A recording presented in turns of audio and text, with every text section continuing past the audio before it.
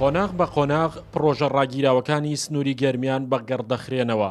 دڵنیایی بە هاوڵاتیانیش دەدرێت لەگەڵ کەمبوونەوەی کێشەدارایەکان پرۆژەکانیش هەنگاو بە هەنگاو دەست بە جێبەجێکردنیان دەکرێتەوە. ئەم دیمەنە جێبەجێکردنی بڕیارێکی قوباد تاڵەبانی جێگری سەرۆکی حکوومەتە کە ئەویش دەستپێکردنەوەی کاری قۆناغی سێیەمی پرۆژەی قیرتاوکردنی رێگای پشتێنەی قەزایی کەلارە. سەرۆکی شارەوانی کەلاریش ڕای دەگەیەنێت ئەم پرۆژەیە یەکێکە لە پرۆژە استراتیجیەکانی ناوچەکەمان کە جێگری سەرۆکی حکوومەت بڕیاری وەگەرخستنەوەی داوە و بە تەواوبوونیشی گرفتی هاتوچۆ بە تەواوی لە سنووری قەزای کەلار چارەسەر دەکات. ئەمڕۆ دیارە قۆناغی سێیەمی جادەی پشتێنەی کەلار قیرتاوە کرێت کە ئەمە یەکێکە لەو پرۆژانە بەسپاسەوە ساڵی ڕابردوو بەڕێز جێگری سەرۆکی حکوومەتی هەرێمی کوردستان کە سەردانی ئیدارەی گەرمیانی کرد. ئەمە یەکێکە لە پرۆژە استراتیجیەکان کە بەگەڕی خستەوە و ئەمڕۆ قۆناغی سێیەمی قیرتاوە کرێت. بە تەواوبوونی ئەم پرۆژەیە لۆدێکی زۆر لە ناوشار کەمەوێتەوە سارەی بارهەڵگرەکان نایەتە ناوشارەوە نیوە بازنەی تەواوی کەلار تەواو ئەکا و ئەم پرۆژەیەوە ئەکات کە ئەتوانین بڵێن شارەکە خواروی عێراق بە جادەی کەلار سلێمانی و ئەبەسەبی ئەوەی داخلی ناوشار بێ.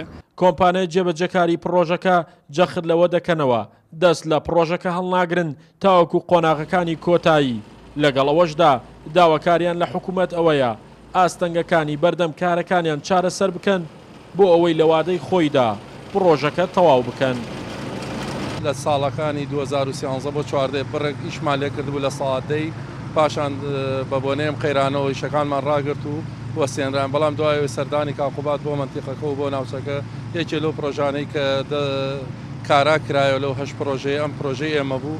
ئەلحەمدولیلا ئێستا کەوتوینەتە ئیش و تقریباً لە 150 بۆ 60 ئیشەکەمان جێبەجێ کرد و ئەمڕۆژ خۆشبەختانە گەشتینەتەوەی کە بەشێکی پرۆژەکە خیر ئەەکەین.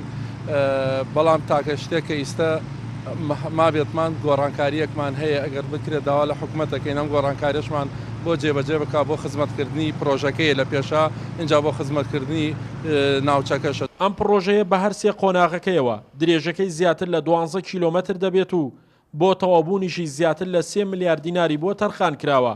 گرنگی پرۆژەکەش لەوەدایە بە شێوەی بازنەی رێگای کەلار کفری دەگەیەنێت بە رێگای کەلار خانەقین و جەلەولا و مەرزی نێودەوڵەتی پەروێزخان و هەروەها رێگای کەلار سلێمانی. شاخەوان محەممەد، کوردسات نیوز، کەلار.